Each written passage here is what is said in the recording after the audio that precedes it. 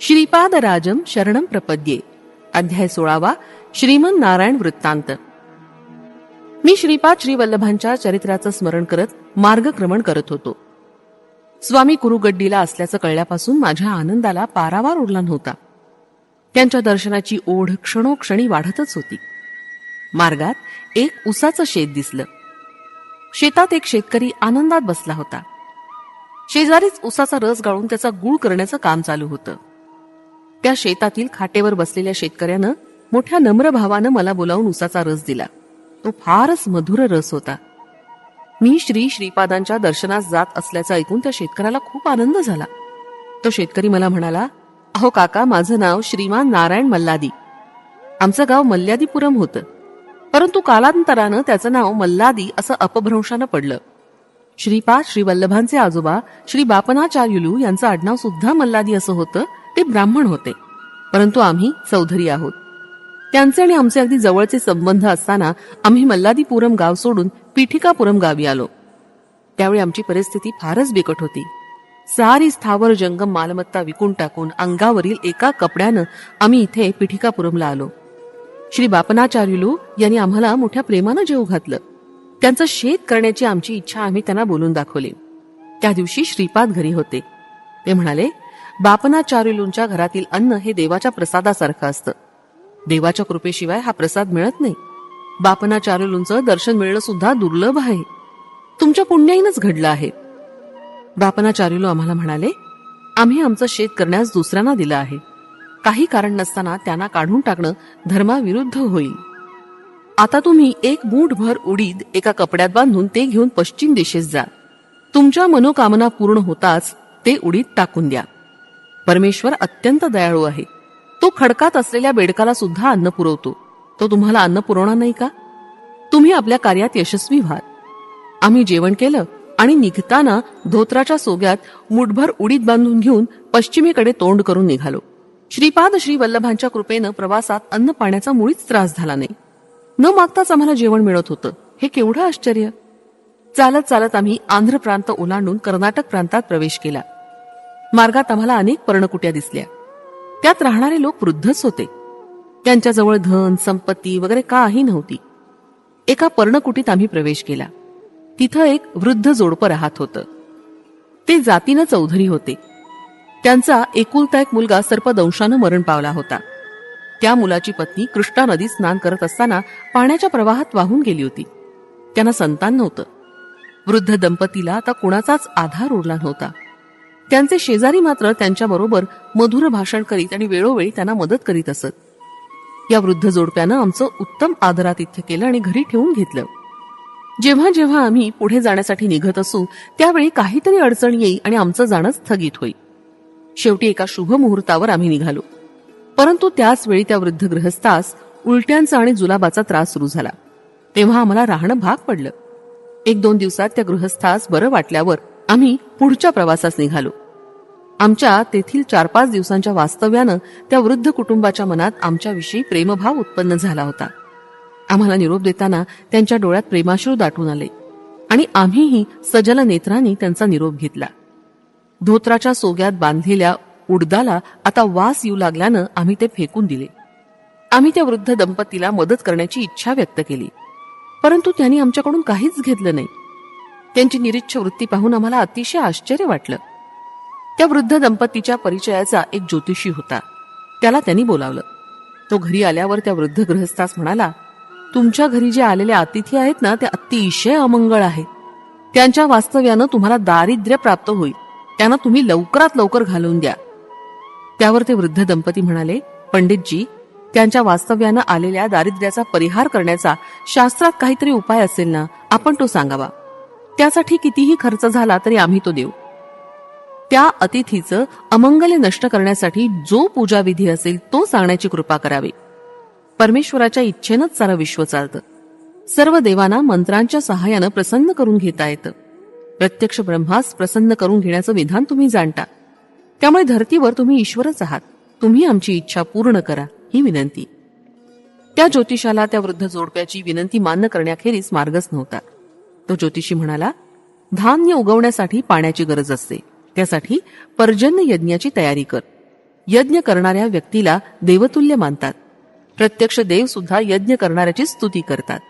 यज्ञाचे 5 प्रकार आहेत: देवयज्ञ, भूतयज्ञ, मनुष्ययज्ञ, ब्रह्मयज्ञ आणि पितृयज्ञ. श्रीपाद श्री वल्लभांच्या लीला अत्यंत अद्भुत आश्चर्यकारक होत्या. त्या वृद्ध दाम्पत्यानं दिलेल्या द्रव्याच्या सहाय्यानं विद्वान ब्राह्मणांद्वारा सर्व कार्यसिद्धीसाठी यज्ञ केला. या यज्ञामुळं आमच्या जन्मपत्रिकेतील सर्व दोषांचं निर्मूलन झालं. त्या वृद्ध दंपतीच्या पुण्याईनं आम्हाला परमपवित्र अशा यज्ञाचं दर्शन घडलं. या यज्ञातील हविष्य इंद्र आणि इतर देवतांना अर्पण केलं होतं. प्रत्येक देवाच्या इच्छेनुसार हविष्याचा भाग देण्यात आला होता. त्या प्रत्येक देवतेनं तोंड भरून आशीर्वाद दिले होते. गाय, वेद, ब्राह्मण, पतिव्रता स्त्रिया, सत्यप्रिय आणि दानशूर लोकांमुळं पृथ्वीचं सृजन कार्य चालतं. शेती करण्यास ज्याप्रमाणे बैलाची नितांत गरज असते, तेवढीच गरज इहलोक सिद्धीसाठी यज्ञयागाची असते आणि तितकीच गरज परलोक सिद्धीसाठी गोमातेची असते. शिवाय गायीमुळं आपल्याला दूध, दही, तूप, लोणी इत्यादी खाण्याचे पदार्थ तर मिळतातच. भूमातेचे 7 गुण, सर्व धर्मांची तत्व वेदांतावरच आधारलेली आहेत. धरती मातेला सुद्धा वेदांचाच आधार आहे. ब्राह्मण लोक आपल्या यजमानाद्वारा यज्ञ करून समाजास सत्कर्म करण्यास प्रवृत्त करतात. अशा सत्कर्मानं भूमातेस सामर्थ्य प्राप्त होतं. पतिव्रता स्त्रिया आपल्या पातिव्रत्यानं धर्माचं रक्षण करतात. पतिव्रता स्त्रियांमुळे धरणी माता समृद्ध होते.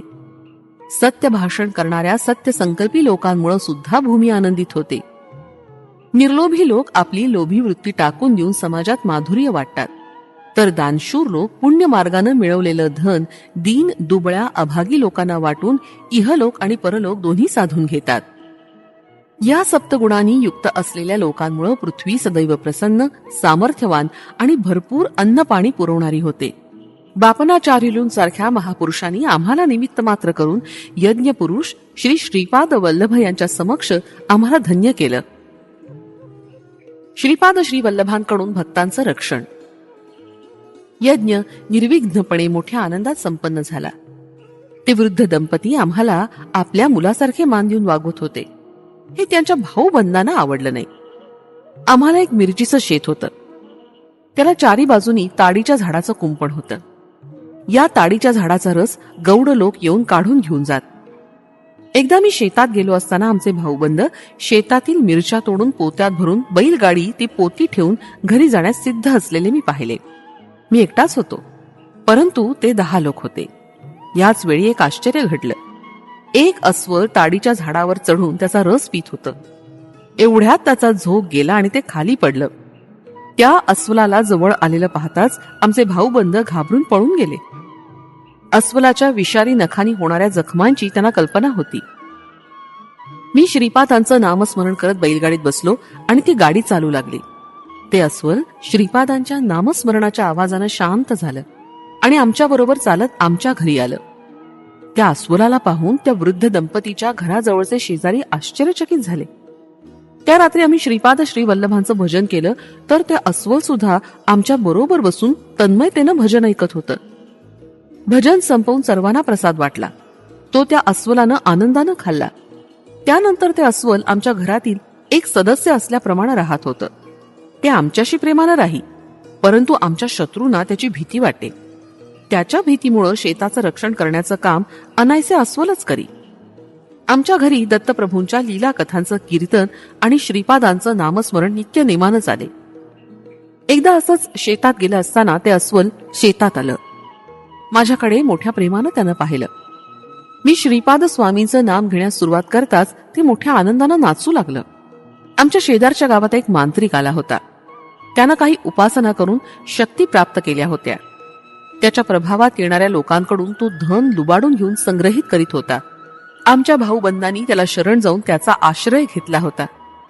त्यानं अस्वलावर मंत्रप्रयोग केला.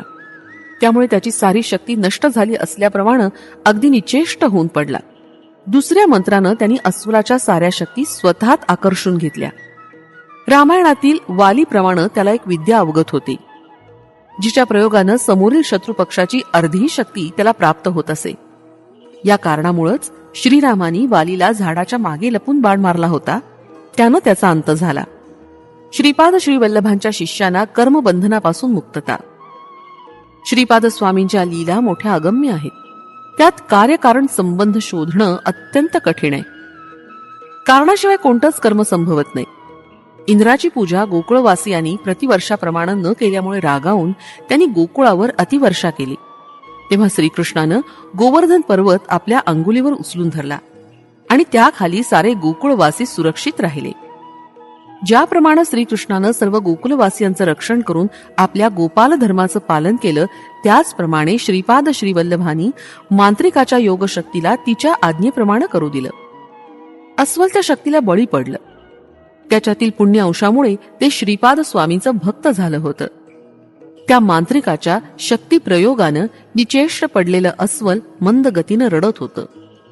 दुःखी जीवांचं रुदन श्रीपाद श्रीवल्लभ स्वामींना न चुकता ऐकू येतं. ते प्रत्येकाच्या कर्मानुसार पापकर्माच्या फलाची तीव्रता कमी करतात. श्रीमन नारायणाच्या घरी दत्तकथा, श्रीपाद श्रीवल्लभ स्वामींचं नामस्मरण, कथा, कीर्तन नित्य नेमानं चालत असे. तिथे येणाऱ्या भक्तात काही भक्त श्रीपादांच्या चरणी अनन्य भावानं शरण जाणारे होते, तर काहींच्या मनातील संदेह अजून दूर झालेला नव्हता. नाम संकीर्तन चालू असताना एक अद्भुत घटना घडली. ते मृतप्राय पडलेलं अस्वल श्रीपादांच्या नामघोषानं एकदम चेतना जागृत होऊन आनंद विभोर होऊन नाचू लागलं. श्री दत्तात्रेयांचं योग सामर्थ्य सर्वांपेक्षा काही वेगळंच आहे.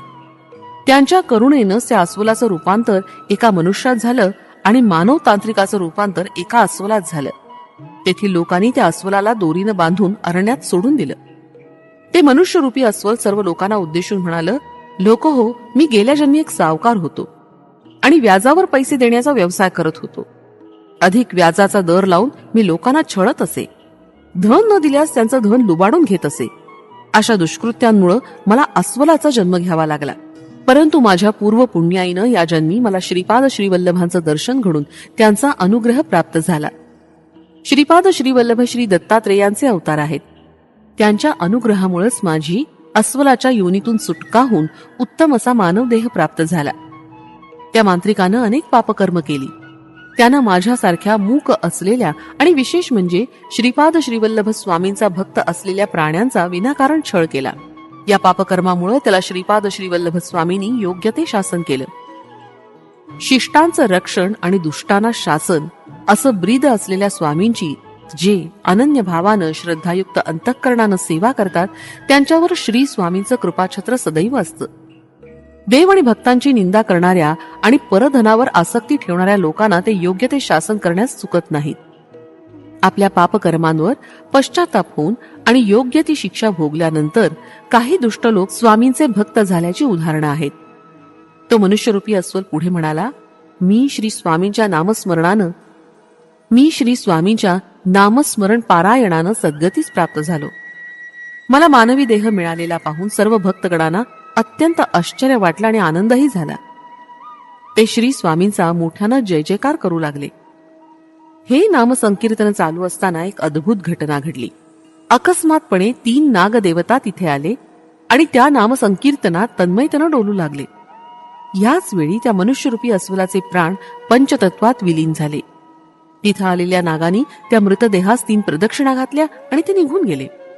ते नाग कुठून आले होते, कशासाठी आले होते, याचा कुणालाच अर्थबोध झाला नाही. त्या मनुष्य रूपातील अस्वलावर सर्व शास्त्रोक्त पद्धतीनं दाहसंस्कार करण्यात आले. आम्हास श्रीपाद श्रीवल्लभांच्या नामस्मरणाचंच सतत ध्यान होतं आणि त्यांचाच जीवनाला आधार होता. ते 3 नाग वरील घटनेनंतर आमच्या घरीच राहू लागले. त्यांची आम्हाला आणि दुसऱ्या दत्तभक्तांना भीती वाटत नसे, परंतु दुसऱ्या लोकांना मात्र त्यांची भीती वाटे आणि ते आमच्या घरी येत नसत. श्रीपाद श्रीवल्लभांचं नामस्मरण भजन सुरू करताच ते नाग तन्मयतेनं डोलू लागत. त्या वृद्ध दंपतीच्या घराजवळील काही जमीन त्यांच्या भाऊबंदांनी अन्यायानं लुबाडली होती. त्या जागेस पंचांनी विवादग्रस्त अशी घोषित केली होती, परंतु त्या जमिनीवर भाजीपाला लावण्याची परवानगी मिळाली होती. आमच्या भाऊबंदांनी गावातील प्रतिष्ठित लोकांना धनाचं प्रलोभन दाखवून आपलेसं करून घेतलं होतं. यामुळे त्या विवादित भूमीचा निर्णय सारखा पुढे ढकलला जात होता. या विवादास्पद जागी एक नागाचं वारुळ होतं. नागपंचमीला लोक त्या वारुळात दूध आणून घालत. दूध घालणारे भाविक जन नागदेवता नागदेवता आमची संकट दूर कर अशी नम्र प्रार्थना करीत असत. दूध घालणाऱ्या काही लोकांना माहिती होतं की वारुळात एकही नाग नाही. एकदा नागपंचमीच्या वेळी आम्ही श्रीपाद श्रीवल्लभांना नैवेद्य दाखवून नागाची प्रार्थना करताच त्या वारुळातून ते 3 नाग आले आणि आम्ही ठेवलेलं दूध पिऊन परत त्या वारुळात निघून गेले. हे दृश्य पाहिल्यानंतर मात्र त्या वारुळात दूध घालायला कोणी आलं नाही. नागपंचमीच्या दिवशी एक मांत्रिक आमच्या गावात आला. त्या मांत्रिकाचे गावातील प्रतिष्ठित लोकांनी बोलावून स्वागत केलं. तो मांत्रिक कितीही विषारी साप असला तरी त्याला आपल्या मंत्र सामर्थ्यानं वश करून घेत असे अशी त्याची प्रसिद्धी होती. तसंच सर्पदंश झालेल्या कोणत्याही व्यक्तीला आपल्या मंत्रशक्तीने जिवंत करीत असे. त्याच्या तळहातावर गरुडाचं चिन्ह होतं. अशी गरुड रेषा असलेल्या व्यक्ती साप वश होतात असं शास्त्रवचन आहे. ही मंत्रविद्या त्याला प्राप्त असल्यानं सारे गावकरी त्याच्या पुढे नतमस्तक होत असत. त्या मांत्रिकानं गावातील प्रतिष्ठित व्यक्तीबरोबर येऊन आमच्या घराजवळ असलेल्या वारुळाच्या 4 बाजूनी आग लावली. तो त्या आगीजवळ बसून जोर जोरात मंत्रोच्चार करत होता, विचित्र हावभाव करत होता. त्या सर्पांना मारल्यास पाप लागेल असं आम्ही त्याला दूर उभं राहून सांगत होतो. परंतु आम्ही तिथं काहीच करू शकत नव्हतो. त्याचवेळी आम्ही त्या निरपराध सर्पांचं रक्षण करावं अशी श्रीपादांचे चरणी प्रार्थना केली. त्या मंत्राच्या प्रभावानं ते 3ही साप वारुळातून बाहेर आले. परंतु आम्ही पाहिलं की त्या मांत्रिकाची मंत्रविद्या क्षीण होत होती. त्याला काहीच करता येत नव्हतं. तो मोठ्यानं मंत्रोच्चार करत होता, परंतु त्याचा काहीच उपयोग होत नव्हता. ते सर्प ज्या दिशेने जात होते तेथील अग्नी श्रीपादांच्या कृपेनं थंड झालेला असे. आणि आश्चर्य म्हणजे अग्निदेवतेनं त्या 3ही सर्पांसाठी मार्ग मोकळा करून दिला होता. ते ज्या मार्गाने आले होते त्या मार्गाने निर्विघ्नपणे निघून गेले. थोड्याच वेळात तो अग्नी पूर्णपणे शांत झाला. हे दृश्य पाहून त्या मंत्रिकाचे अनुचर पळून गेले. त्याच वेळी गावातील प्रतिष्ठित व्यक्तींच्या मोठ्या मुलास सर्पदंशाच्या खुणा दिसून आल्या. थोड्याच वेळात त्याचं शरीर सर्पाच्या विषानं काळनिळ झालं. दुसऱ्या मुलाची दृष्टी पूर्णपणे नष्ट झाली. त्या मांत्रिकानं पुष्कळ मंत्रोच्चार केला, परंतु काहीच उपयोग झाला नाही. त्या मांत्रिकाच्या हातावरील ती गरुड रेषा हळूहळू लहान होत अदृश्य झाली. गावातील लोकांना खूप भीती वाटली. या भयंकर संकटातून केवळ श्रीपाद श्रीवल्लभच आपली सुटका करू शकतील असा त्यांना दृढ विश्वास वाटत होता. त्या मांत्रिकाची मंत्रविद्या पूर्णपणे लुप्त होऊन तो निस्तेज होऊन जमिनीवर पडला. श्रीपाद प्रभूंची लीला कोणत्या प्रसंगी, कशी आणि कोणाला सहाय्यभूत होईल हे समजून येत नाही. गावातील सर्व लोक धावत धावत येऊन ओक्साबोक्शी रडू लागले, परंतु आम्ही काही करू शकलो नाही. अनन्य भावानं श्रीपाद प्रभूंना शरण जाऊन त्यांचं नामस्मरण केल्यास तुमची 2ही मुलं पूर्वस्थितीत येतील असं आम्ही त्यांना सांगितलं.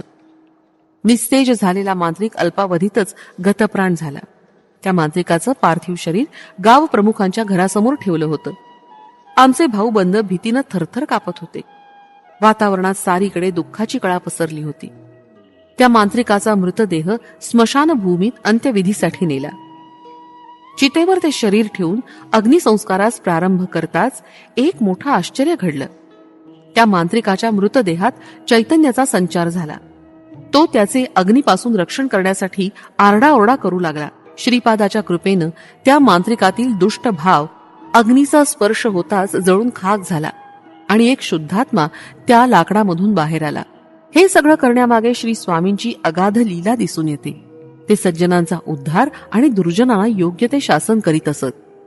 ते सज्जनांचा उद्धार आणि दुर्जनांना योग्य ते शासन करीत असतात. तो मांत्रिक चितेवरून उठून त्या गाव प्रमुखांच्या घरी उड्या मारतच आला.